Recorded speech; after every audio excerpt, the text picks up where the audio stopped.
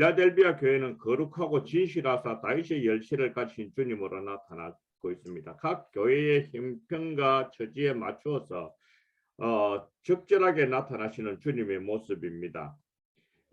중요한 것은 예수님은 각 교회의 영적인 현상에 맞춰서 파송되어서 임재하고 있는 것을 보게 됩니다. 이런 걸 볼 때 우리 오늘날 한국의 교회뿐만 아니라 세계의 모든 교회 위에 또 개인에게 임재하시는 주님의 모습은 그 현재 그 성도에 처해 있는 문제에 맞추어서 주님께서 찾아오신다는 겁니다. 다시 말하면 그 해결책을 가지고 오시는 주님. 그래서 어떤 집사님이 새벽 기도할 때 기도하는 것을 제가 옆에서 들어보았는데 어떤 기도를 들었느냐면, 하나님, 저 입장을 좀 바꿔서 생각해 보시면 안 되겠습니까?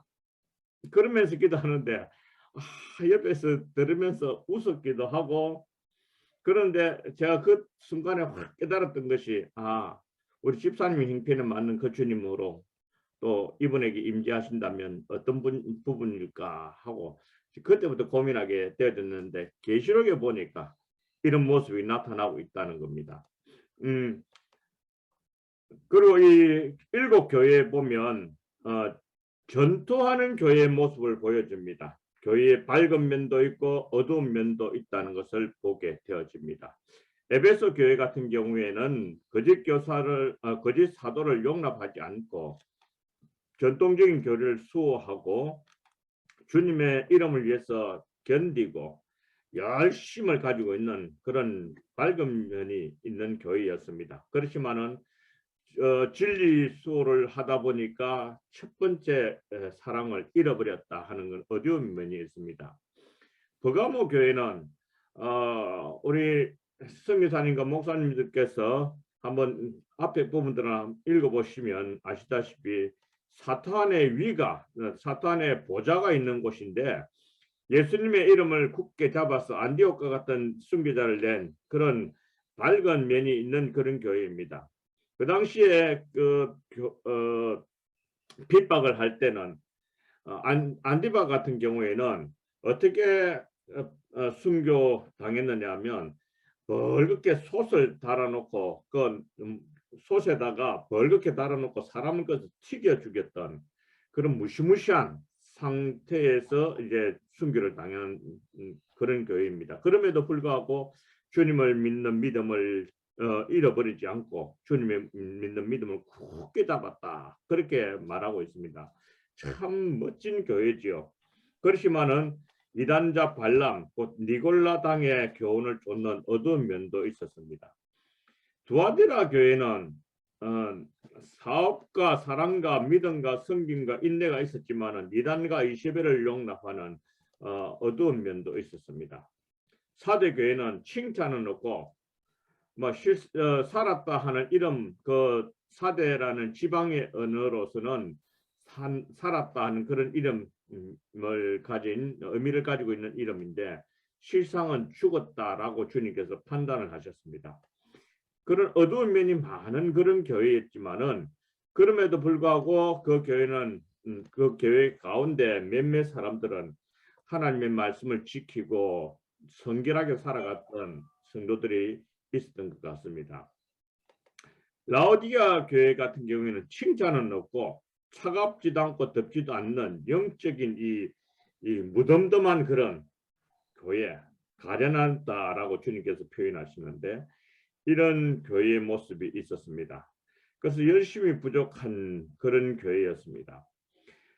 그런데 이제 그 가운데서도 책망은 없고 칭찬만 있었던 교회가 두 군데 있었는데 하나는 서머나 교회와 필라델비아 교회입니다.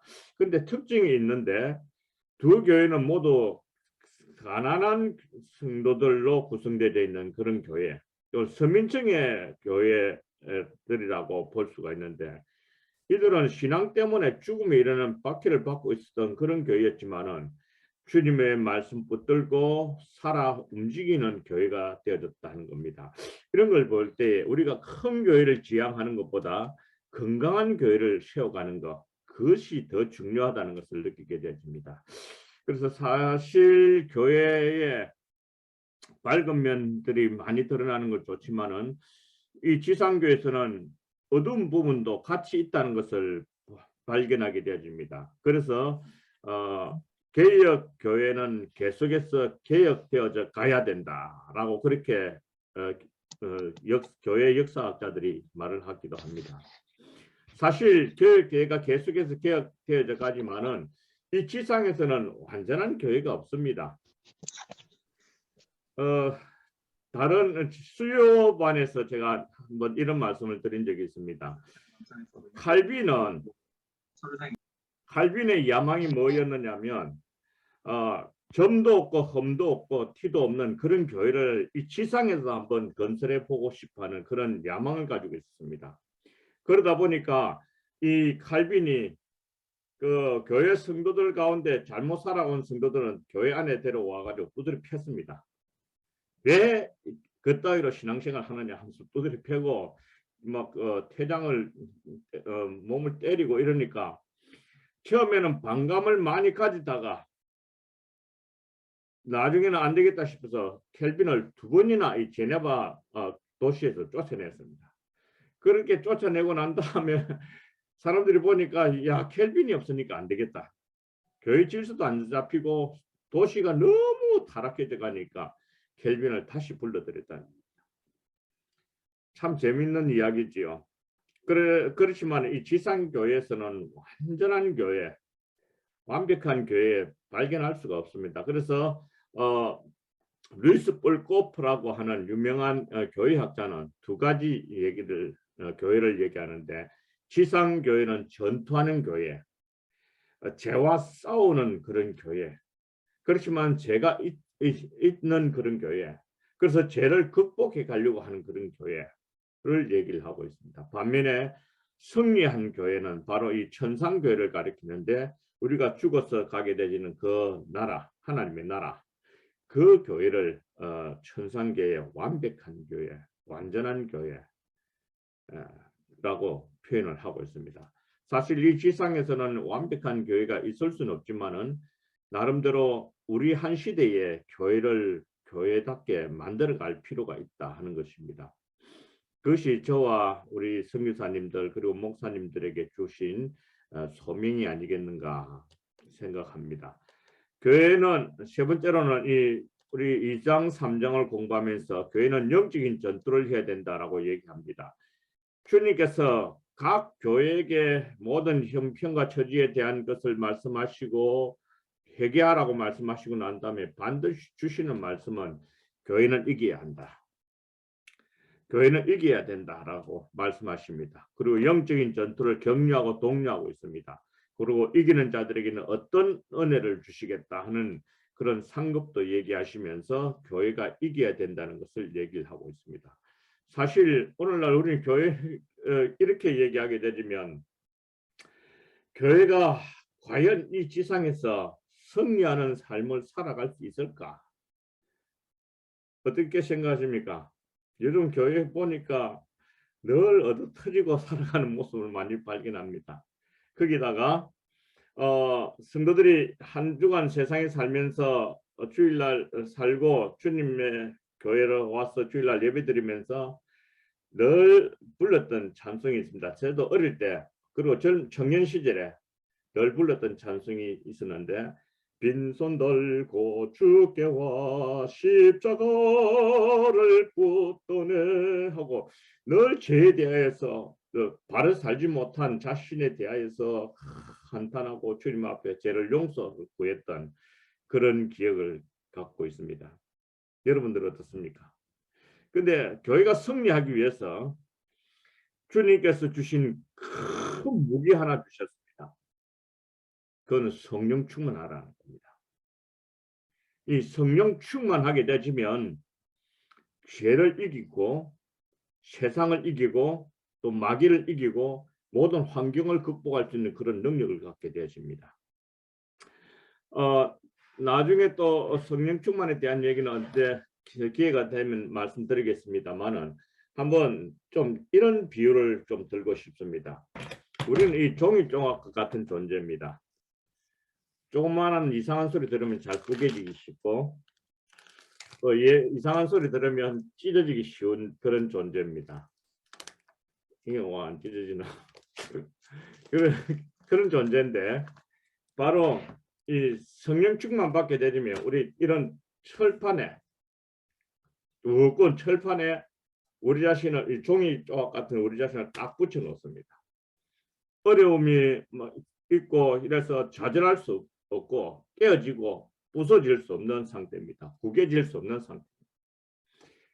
사실 제자 베드로가 성령 충만 받기 전에는 계집종 앞에서 난 저 예수 모른다 3번이나 부인했거든요.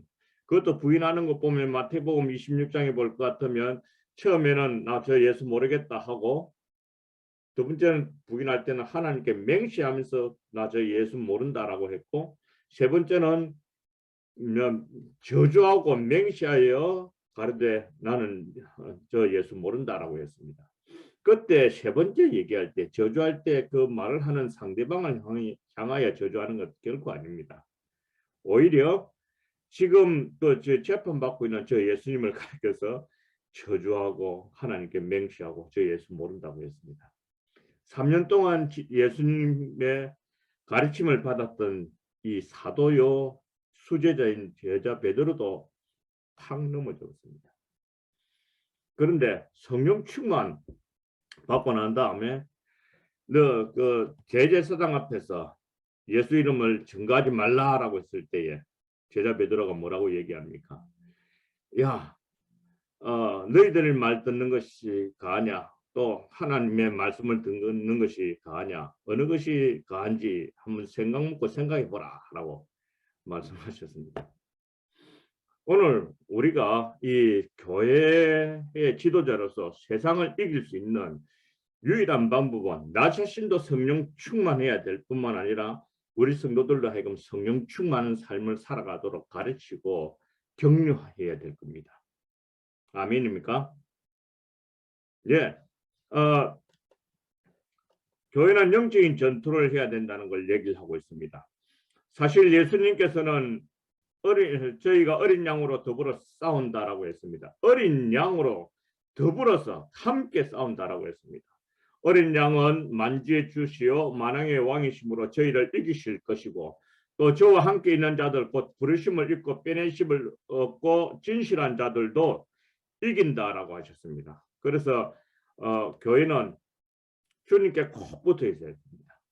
성령 충만하게 되지면 주님 앞에서는 우리 자신이